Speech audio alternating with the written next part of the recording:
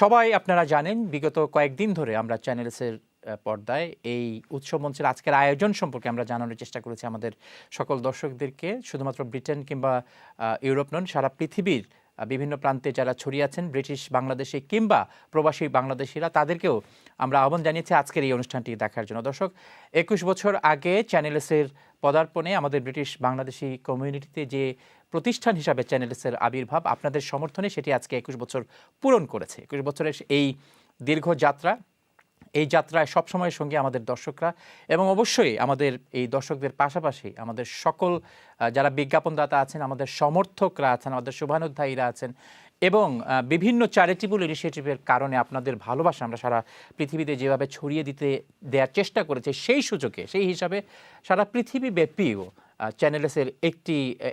চ্যানেলসের একটি অবদান কিংবা চ্যানেলসের দর্শকদের একটি অবদান সারা পৃথিবীব্যাপী রাখার সুযোগ হয়েছে চ্যানেলসের কল্যাণে। আজকে আমরা এই পর্বে আমন্ত্রণ জানিয়েছি চ্যানেলসের চেয়ারম্যান জনাব আহমেদুজ্জামান চৌধুরী জেপি, যিনি শুধুমাত্র চ্যানেলসের চেয়ারম্যান নন, আমরা মনে করি তিনি দর্শকদেরও একজন প্রতিনিধি। বিগত 40-50 বছর ধরে এই কমিউনিটিতে বিভিন্নভাবে তিনি ব্যক্তিগতভাবে, সামাজিকভাবে কিংবা ব্যবসায়িকভাবে বিভিন্ন সংগঠনের প্রতিনিধি হিসাবে, নেতৃত্বের অংশীদার হিসাবে তিনি কমিউনিটিকে প্রতিনিধিত্ব করেছেন এবং এখন আমাদেরকেও তিনি প্রতিনিধিত্ব করছেন চ্যানেলসের চেয়ারম্যান হিসাবে। আমি আমন্ত্রণ জানাবো জনাব আহমেদুজ্জামান চৌধুরী জেপি। সামাদ ভাই, আপনাকে অসংখ্য ধন্যবাদ। আজকে এই গৌরবের দিনে, বিজয়ের দিনে, চ্যানেলসের 21তম প্রতিষ্ঠাবার্ষিকীর দিনে আজকে আমাদেরকে সময় দেওয়ার জন্য। আসসালামু আলাইকুম, thank you for inviting me. আমি প্রথমেই শুরু করব আজকে চ্যানেলসের এই প্রতিষ্ঠাবার্ষিকী উপলক্ষে আপনি চ্যানেলসের দর্শকদেরকে আপনি কি বলবেন, কিভাবে অভিবাদন জানাবেন, তাদের প্রতি কিভাবে আমাদের ধন্যবাদ কৃতজ্ঞতা প্রকাশ করবেন? আমি বলবো যে আমরা কৃতজ্ঞ আমাদের দর্শকদের উপর।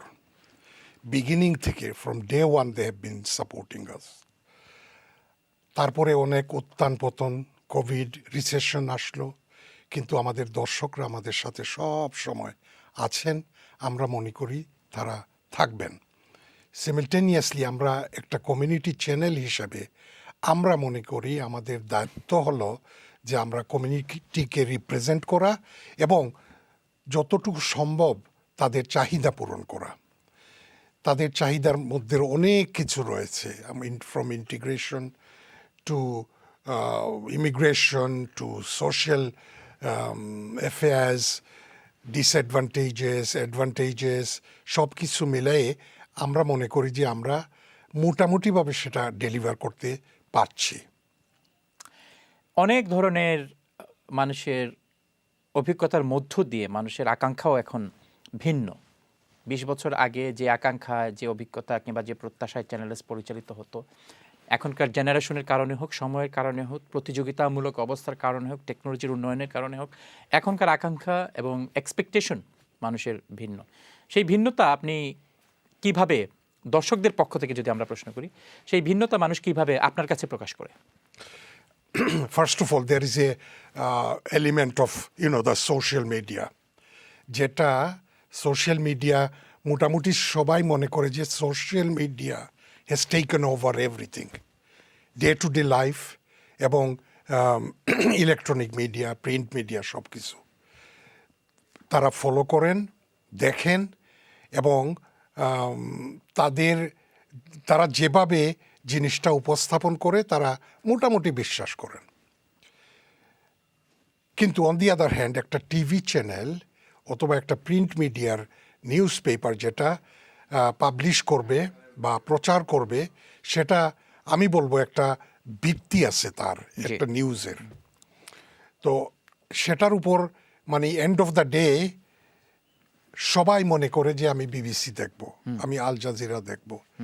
আমার কমিউনিটির লোক সবাই মনে করে আমরা চ্যানেলস দেখব, কারণ আমরা আমাদের যে তথ্য চাই তারা একটা বেসের উপর ভিত্তি করে সেটা প্রচার করবে।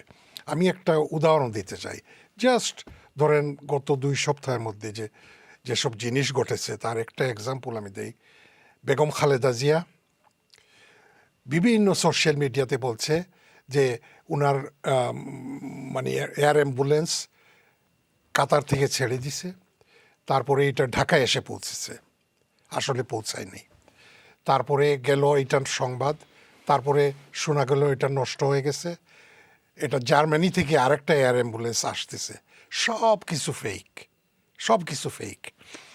আর এয়ার অ্যাম্বুলেন্স তেমন কোনো ব্যাপার না।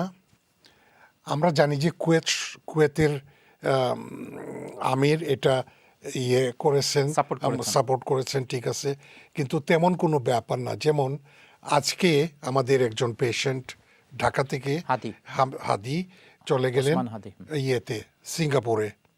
তো এটা নিয়ে যে তুড় জুড় মিথ্যা সংবাদ, তারপর এই হচ্ছে সেই হচ্ছে, তারপরে অনেক সময় আরেকটা ফেক জিনিস হলো যে এয়ার অ্যাম্বুলেন্সের ছবিটাও অনেক সময় ফেক দিয়ে দেয়।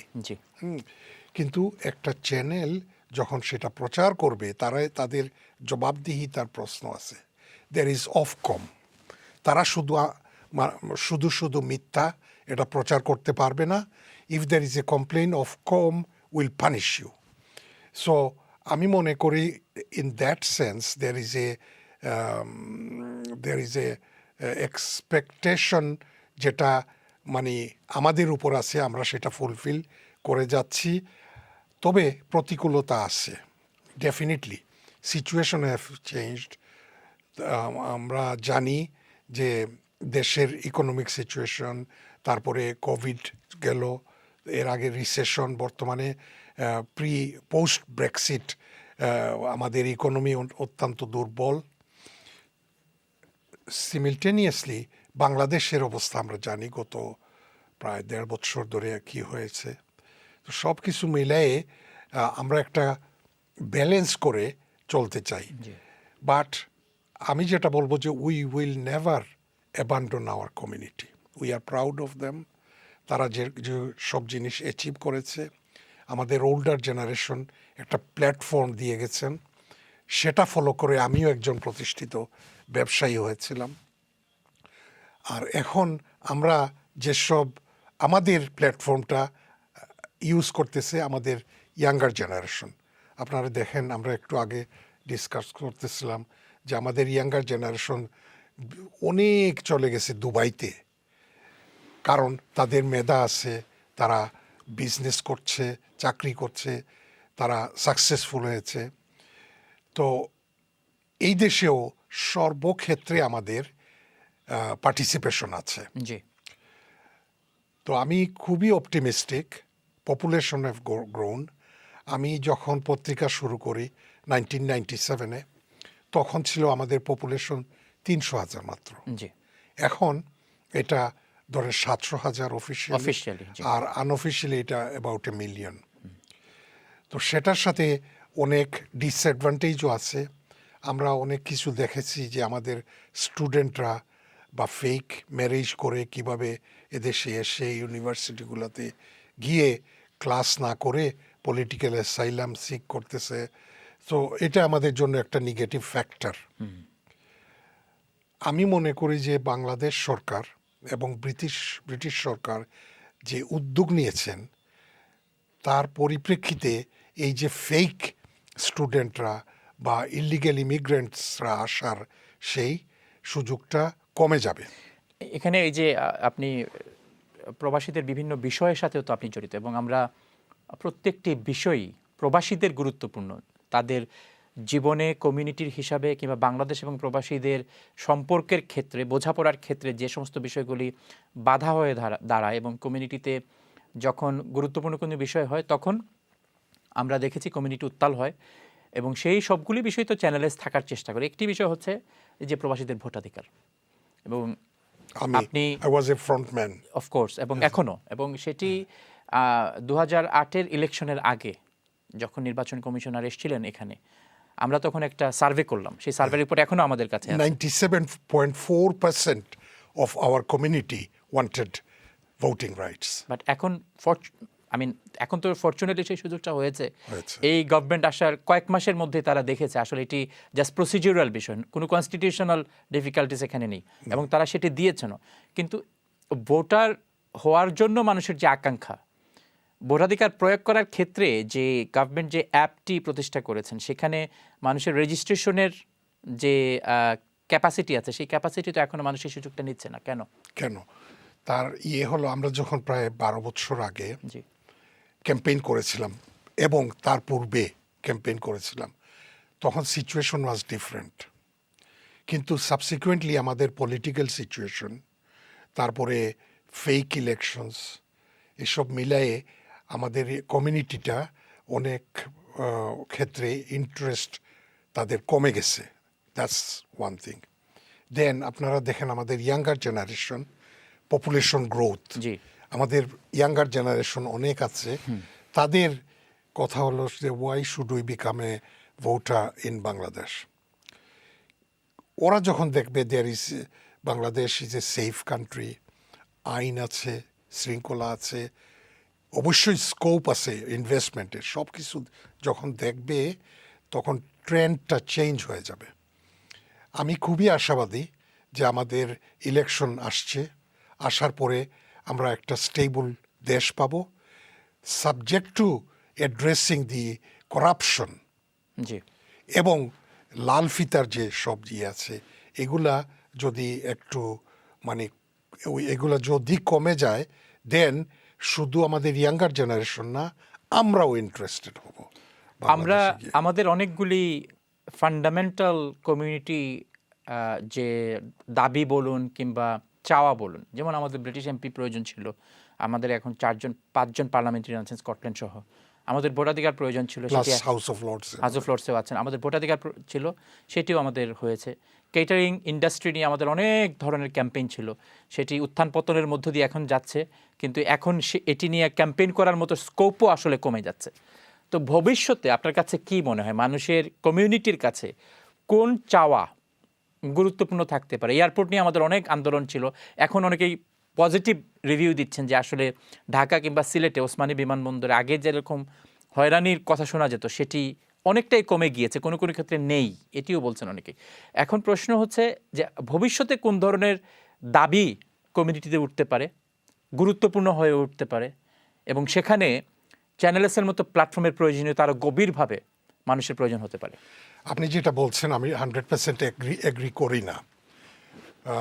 সিলেট উসমানী এয়ারপোর্টের ইয়েস মানে করাপশনটা একটু কমেছে, ফ্যাসিলিটি একটু বেড়েছে নিশ্চয়ই, কিন্তু আপনি দেখেন যে আমি একজন প্যাসেঞ্জার, আমি যাব সিলেটে এবং আমার ফ্যামিলি মেম্বার হয়তো 8-10 জন, জি আমাকে যে ফেয়ার চার্জ করা হয় সেটা ঢাকাতে ফ্লাইট সিলেটে থেমে যায়, কিন্তু ঢাকার ফেয়ারটা কম, সিলেটেরটা বেশি। এখন একটা ফ্যামিলি যখন যাবে দেশে, আর দেশ বলছে আসেন আপনারা ফরেন কারেন্সি দেন, তখন তারা কিভাবে এফোর্ড করবে? এটা একটা জিনিস। তারপরে আমি 10-15 হাজার পাউন্ড টিকেটের দাম অবশ্যই যাবে। তারপরে তো Bangladesh has become very expensive. তারপরে দেশে গিয়ে শুধু মানে দিতে হয়, শুধু দিতে হয়, সবাই চায়, তো it's become very expensive to go to Bangladesh. কিন্তু আমি মনে করি যে ট্রাভেল ফেয়ার তখনই আন্ডার কন্ট্রোল আসবে যখন বিভিন্ন এয়ারলাইন সিলেটে গিয়ে নামতে পারে, কম্পিটিটিভনেস যখন বাড়বে, কম্পিটিশন যখন বাড়বে, তখন আমাদের একটা মানে হয়তো there is light at the end of the tunnel. Similarly Dhaka এয়ারপোর্টে ইয়েস আমরা দেখছি যে এটা one of the nicest prettiest airport হবে, এটা চালু হয় নাই, আমরা এখনো জানি না এটা কিভাবে তাদের ইনফ্রাস্ট্রাকচার, কিন্তু অনলি গতকালকে আমি দেখেছি তাদের টোটাল 100% সিলিং ওইটা ভেঙে ফেলবে। You know why? কারণ তারা ভুলে গেছে এটা ইন্টারনেট কানেকশনের এখানে কোনো মোবাইল চালাতে পারবেন না, কোনো ইন্টারনেটের কানেকশন দিতে পারবেন না, and there is no facility মানে এটা রেখে করা, therefore they have to demolish it. However did the design and the architect was এটা রং করেছে, এটা ওরা ভুলে গেছে। So I have no comment to make about ঢাকার এয়ারপোর্টের, হজরত শাহজালাল এয়ারপোর্ট ঢাকার। So we have to wait and see. Similarly আপনি দেখেন যে আমরা ক্যাম্পেইন করছি, আগেও করেছি Dhaka to Sylhet, Dhaka to Sylhet to Chittagong, এই যে ট্রাভেলিং, আর রাস্তা হচ্ছে 6 লেনের 4 লেনের, কিন্তু এইটা হয়তো আমার মৃত্যুর পরে হয়তো আমার শুনবো বা কোনো কাউকে জিজ্ঞেস করব যদি কোনো আল্লাহ কোনো স্কোপ দেন যেটা হয়েছে কি না।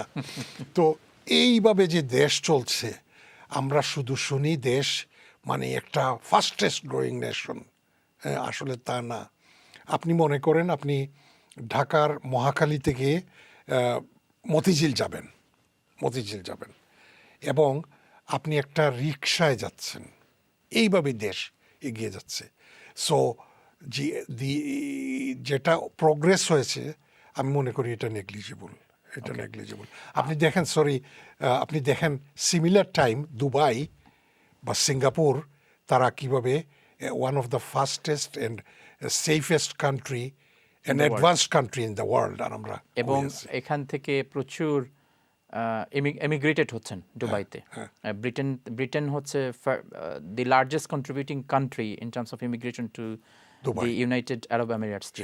এখন আমরা বলছিলাম যে আমাদের যে দাবিগুলি অনেক জনপ্রিয় দাবি, যেমন ভোটাধিকার, কিংবা অনেক জনপ্রিয় দাবি হচ্ছে London two Sylhet direct flight, কিংবা এখানে আমাদের এমপি প্রয়োজন, আমাদের রেপ্রেজেন্টেটিভ আরও বেশি প্রয়োজন, এগুলি তো ধীরে ধীরে এখন পূরণ হয়েছে। আর বাকি যা আসছেন এখন এগুলি দাবির মধ্যে না, এগুলি তারা যারা করছেন তারা নিজেদের যোগ্যতা বলে তারা এগিয়ে যাচ্ছেন। আমার প্রশ্ন ছিল আপনার কাছে, ভবিষ্যতে আমাদের কমিউনিটির কোন দাবি আসলে আসতে পারে? ফর ইনস্টেন্স, আমাদের প্রায় 2 কোটি প্রবাসী আছেন বিভিন্ন দেশে। যুক্তরাজ্য একটা অন্যতম দেশ এবং আমাদের কমিউনিটির বয়স অ্যাটলিস্ট 70 ইয়ার্স। আমাদের প্রতিনিধিত্ব থাকতে হবে বাংলাদেশের পার্লামেন্টে। আমরা দেখেছি অতীতে অনেক প্রবাসী মন্ত্রী হয়েছেন, তারা কোনোদিন বিদেশে সাচ যাননি, হয়তো 4-5 দিনের জন্য একটা দেশে গেছেন, but they do not know the lifestyle, কীভাবে ওইসব দেশ চলে। তো উনি কিভাবে দেশের জন্য, প্রবাসীদের জন্য ডিসিশন নেবেন? সো এটা একটা প্রশ্ন, বা এটার আমাদের সমাধান দিতে হবে। কারণ আপনি একটা কনস্টিটিউয়েন্সিতে দেখেন ভোটার অ্যাবাউট 2 লাখ থাকে, আমাদের 2 কোটি। তো আমরা বলছি না যে 2 কোটির প্রপোর্শনেটলি আমাদের সিট দেন, নো। আমাদের মানে যে কোনোভাবে একটা সাইজেবল রিপ্রেজেন্টেশনের স্কোপ দিতে হবে। হ্যাঁ, ঠিক সেইভাবে আরও নতুন আসবে। হয়তো শাহজালাল ইন্টারন্যাশনাল এয়ারপোর্ট ঢাকায় চালু হওয়ার পরে আমরা দেখব যে আরও ওয়ার্স হয়ে গেছে, তখন নতুন একটা ইস্যু আসবে। তো ঠিক এইভাবে it's a very unpredictable country, I would say.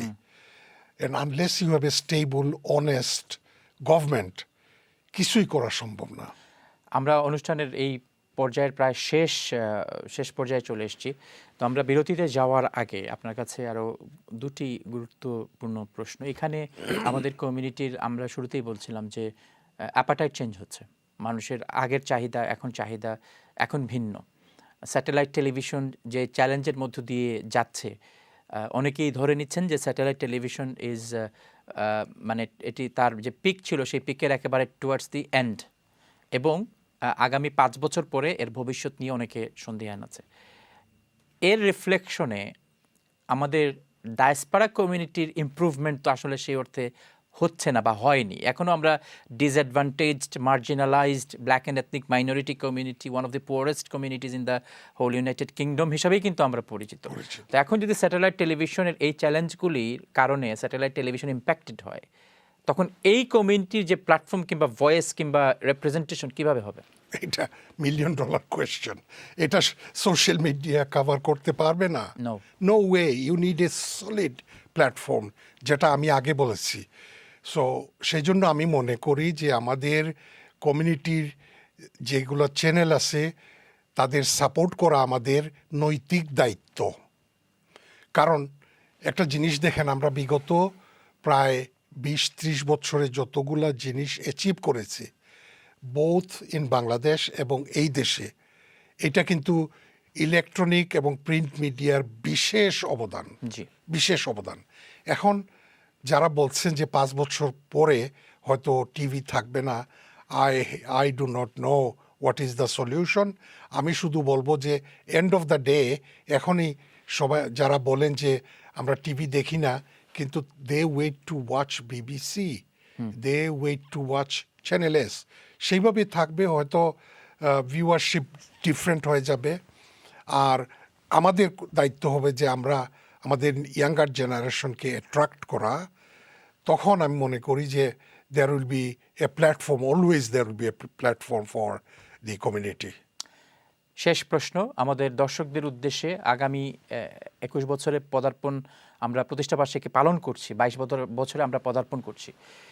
সেই প্রেক্ষাপট থেকে দর্শকদের কাছে আপনার চাওয়া, দাবি কিংবা অনুরোধ। দর্শকদের কাছে আমি বলবো যে আমাদের আইডেন্টিটিটা কি। আমরা কিন্তু ব্রিটেনের বিভিন্ন শহরে থাকি। আমি দেখি যে আমাদের আইডিটা হলো এই যে সব চ্যানেল এস, তাদের মধ্যে অন্যতম প্রধান। তারপরে হয়তোবা প্রিন্ট মিডিয়া একটু কমে যাচ্ছে, কিন্তু আমার মনে হয় যে আমাদের প্ল্যাটফর্মটা আপনারা সাপোর্ট করবেন। আমাদের হয়তো ভুল ত্রুটি থাকতে পারে, কিন্তু আমরা সাধ্যমতো চেষ্টা করি যে আমরা একটা সার্ভিস দিয়ে যেতে এবং আমাদের কমিউনিটির আইডেন্টিটিটা যাতে উন্নত হয় সেটার জন্য আমরা চেষ্টা করে যাই অবিরাম। সামাদ ভাই, আপনাকে অসংখ্য ধন্যবাদ সময় দেওয়ার জন্য। এবং আমাদের আজকের এই উৎসব মঞ্চ আনুষ্ঠানিকভাবে আপনার মাধ্যমে শুরু হলো এবং সারাদিন ব্যাপী অনুষ্ঠান চলবে।